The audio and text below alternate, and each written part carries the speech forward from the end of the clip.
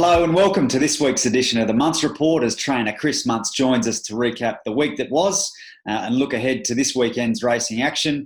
Welcome to you, mate, this week. No doubt you had a bit of an extra spring in your step to start the week after a very nice double at Sunshine Coast on Sunday.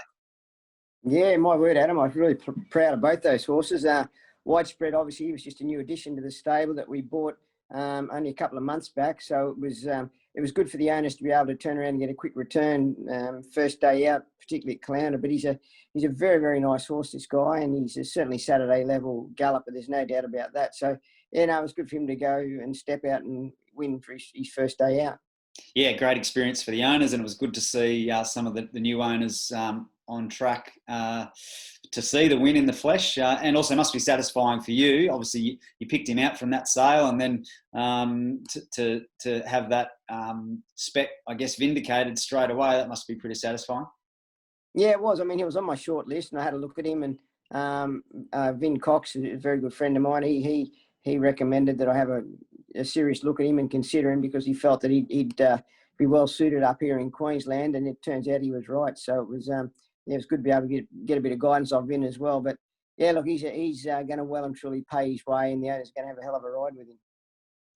Very good. It was also great to see Kavak back in the winner's circle. Obviously, almost 12 months to the day where he won on debut as a 2-year-old, and then he's resumed with a very tough victory in a Class 1 over the 1,000 metres. Yeah, my word. I mean, the margin was only small, but he was. It was just good to see him back winning and back in his right frame of mind. He's a good galloper. There's no doubting that. But he probably lost his way a little bit after his first start. He was obviously up against some nice horses leading into the Magic Millions, and whether that just took a toll on his confidence, I'm not sure.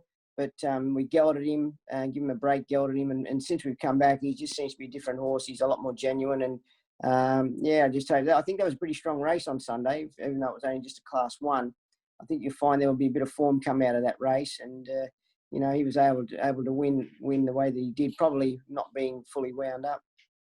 Sure, and have you finalised plan, or determined a bit of a plan or next steps for both of those runners? You've obviously got an opinion of both of them.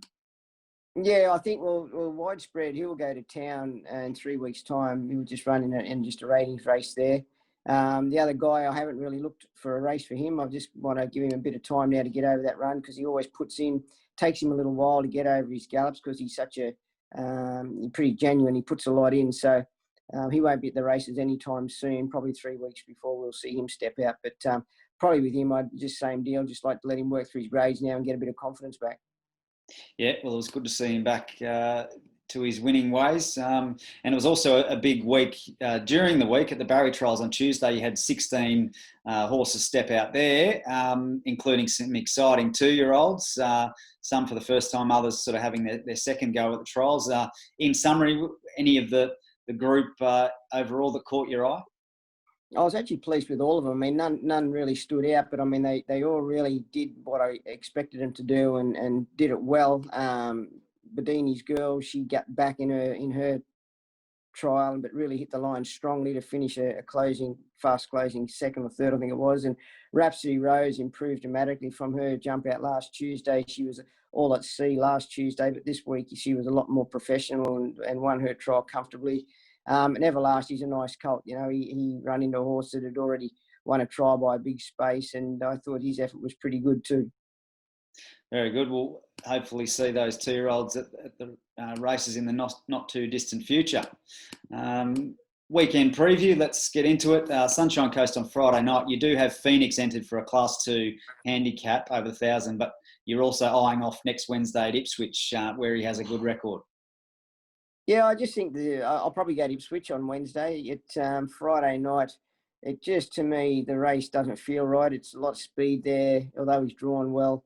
I just feel it's not the right race for him. He's just not going to get the run that I think he needs to be able to win and be competitive. So I reckon now that he's had a few runs under his belt, he's ready for the 1350 now, and he's racing with a bit of confidence. So I think if he's ever going to pick up a midweek Wednesday, next week at Ipswich could be the right race for him. And he does have a liking for the Ipswich track.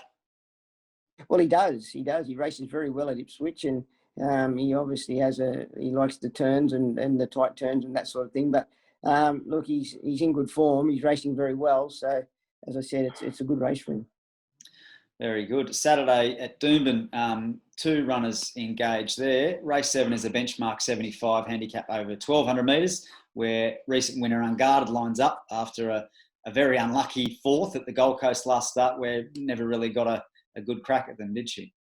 No, she didn't. She was back sort of in a muddling run race, small field, very tactical as they usually are, and it was a bit of a muddling speed race. And Justin just got hooked up behind horses and didn't have any room to go anywhere, so it was no real fault of his. But when she did finally get room to get out and gallop, she certainly hit the line well. So I wouldn't be reading too much into her last run. I'd be going more on the way she went the start before, and I would think that. Although it's a big field and it's a lot stronger race, she's a mare that's got some ability. Yeah, no doubt she'll be doing her best work late, as she has done at her first 2 starts this prep. The other runner on Saturday is the big gun, Boom Sarah, who's second up in the open handicap over 1,200 metres after he resumed with a close-up 6 in the Wheatwood.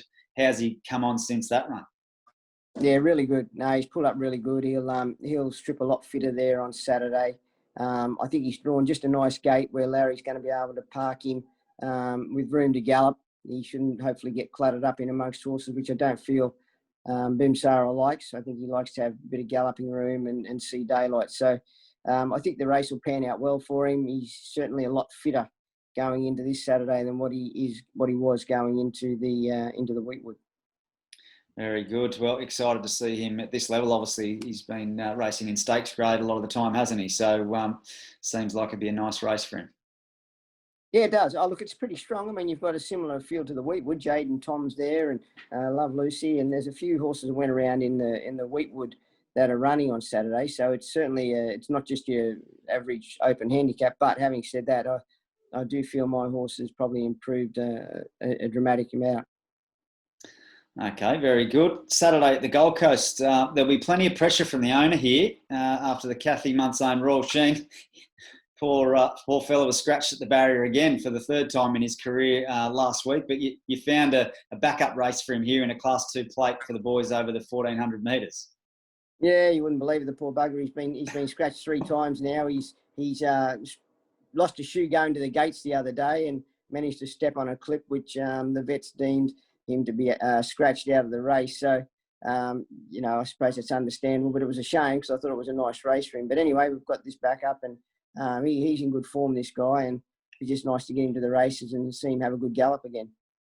Yeah, it will be. No doubt he'll be fresh for the occasion. And then Sunshine Coast on Sunday. Last up winner, Valley of Dreams, gets up to the 1,800 metres here after a strong win over the 1666 at Ipswich last start, where he flashed home for the Hancock's Bloodstock team. And what are your thoughts on his chance of stepping up to the 1,800?